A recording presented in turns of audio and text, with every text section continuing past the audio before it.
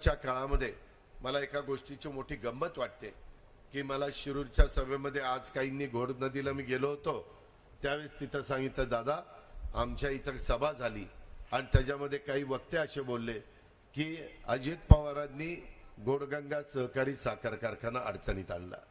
अरे जरा जनाची नाही मानाची तरी ठेवा ना बाबांनो. माझा काय दुरांवर तरी संबंध आहे.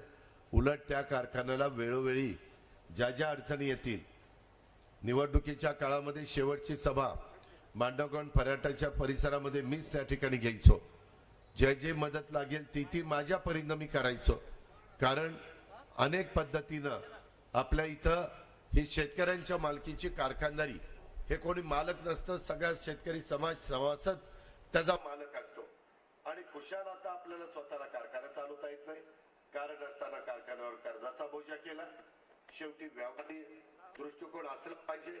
आपण किती कर्ज काढलं पाहिजे, किती कर्जाचा आपण रिपेमेंट देऊ शकतो, किती कर्जाचा आपण हप्ता देऊ शकतो, किती कर्जाचं व्याज वेळेमध्ये देऊ शकतो, या सगळ्याचा अभ्यास करायचा असतो. मला एक कळत नाही, हे शहाणे मला म्हणतात की अजित पवारांनी आमचा कारखाना बंद पडला. मित्रांनो, मी ज्यावेळेस 2 जुलैला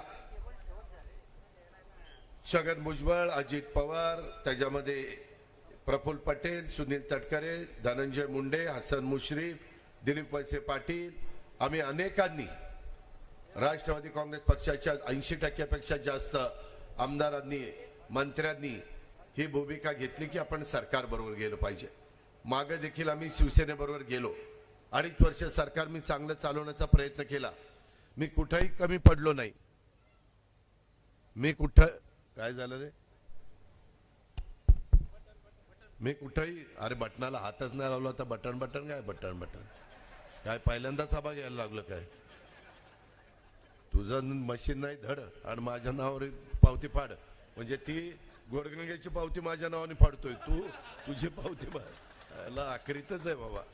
पर जाऊ द्या मित्रांनो, ह्या संदर्भामध्ये आम्ही सगळेजण त्याच बाबतीमध्ये लक्ष देत होतो. परंतु नको तेवढा कर्ज त्या कारखान्यावर निघालं आणि कर्ज काढल्यानंतर त्याचं रिपेमेंट झालं नाही. मला नावरेकरांनो, शिरूरकरांनो, तुम्हालाही प्रश्न विचारायचा आहे बहिणींनो. ह्या इथला कारखाना बंद पडल्यामुळं इथल्या माझ्या बाजारपेठेवर अवकाळा आली. ह्याला जबाबदार कोण? इथला आमदार जबाबदार नाही? त्याचं काम नव्हतं? त्याच्यामध्ये मी सरकारमध्ये 2 तारखेला गेलो,